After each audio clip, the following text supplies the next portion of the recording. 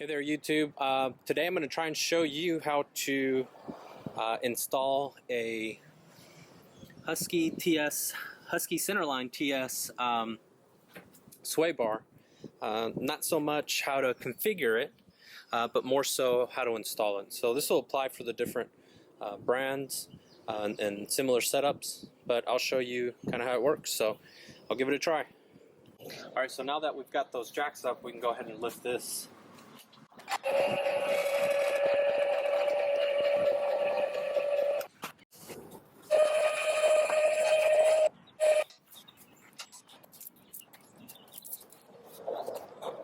Alright, so now comes the fun part. This is the part that kind of surprised me just a little bit to see, but nonetheless, you'll see how it works. So we're going to lift the RV up. It's going to actually lift the truck with it as well.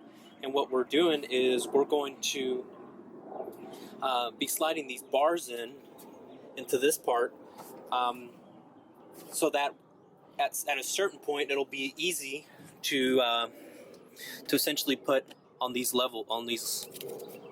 shelving, if you will.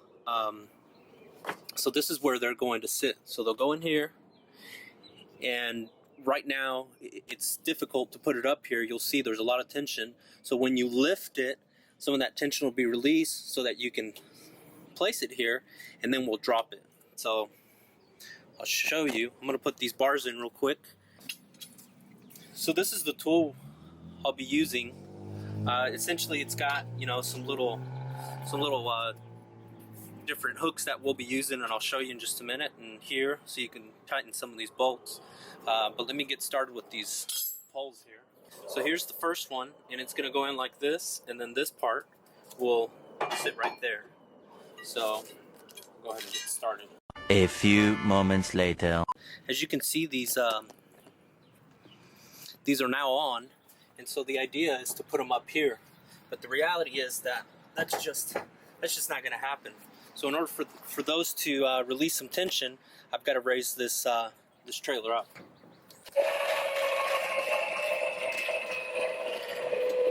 So as you can see, that's actually pretty high up there. Let's just check if there's enough tension to be able to put these on here. So what we'll do is we'll use this hook here, or this tool that they give you, to put it in here while sliding underneath. So something like this, sliding underneath, get that turn, and then I'm going to lift up on my end. Alright, here we go. So as you can see, I'm lifting up really hard. You heard all that tension. I'm going to go up just a little bit more so I can do the other one. I know we've just been showing you this part, but look at the truck. I'll just tell you, my truck is normally not that off the ground. It's not even a 4x4. So just kind of give you an idea. Alright, this one always seems to go in much easier. See if that's a good view. So again, we put that in here, we lift. You'll probably hear the difference. See, there was like no tension almost. Once that's done, then you want to use these to set them in place. You never know. They could lift up a little too far. And always carry an extra set of pins. You just never know. I know some people will even go as far as getting some with locks on them. I just carry an extra set just in case. So right now there's not as much tension on these because they're lifted. They're kind of level in their mind. But when we drop this, that's when the magic of these bars do their thing. And that'll keep the truck from being so low. It'll force some of that back onto the trailer. Don't ask me how that works. I still don't understand. But it works. Because if I didn't have this, the back of the truck would really sag. Really bad. So these really make a world of difference. But the other key thing is the sway. The sway on these things is almost, it's just not even an issue. It's not an issue. Today we're going to be going to Broken Bow, Oklahoma. We're actually taking the back roads. We will be on some highway for a little bit, but I'm not concerned about the highway. It's mainly the back roads, because there's actually quite a bit of 18-wheelers on kind of a farm to market road, 2-lane road. So you got traffic going one way on one lane and then the opposite direction on the other. So you get a lot of 18-wheelers that come by you and have just a ton of air. And it handles it like a champ. It's not even an issue. It's unbelievable how well these work. That's the biggest thing I was nervous about, and so was my wife. So I got to tell you, been really impressed with this Husky Centerline TS. I know I've heard other people rave about the Equalizer and some other brands. I don't have any experience with those, but this particular one, I just can't say enough. Quite frankly, it takes the sway and the sag out of the equation. Now, I do understand you have to set it up properly, and that is key. And I got to give it up to the guy that did it over at the RV shop when I picked up my RV, and it's been doing great. I honestly don't know how to set it up, so I can't help you there.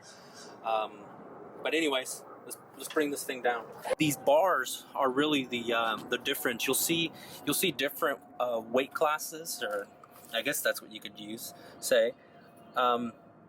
Really, this is the same thing, this little receiver.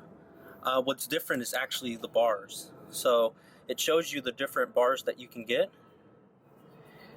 So what you plan on towing, and then what bars to get. And so even though this is scratched off, you can see which ones I have. Just to kind of give you an idea. But that's about it, guys. The other thing I'm going to show you is, while I didn't take the measurements this time, I'll show them from the last time, which was only 2-3 weeks ago. And I'll show you the difference in the sag in the truck as well, just to kind of give you an idea how much these really help. For those of you that are towing, this is an older Silverado. I've got some helper springs. I don't know how well you can see them.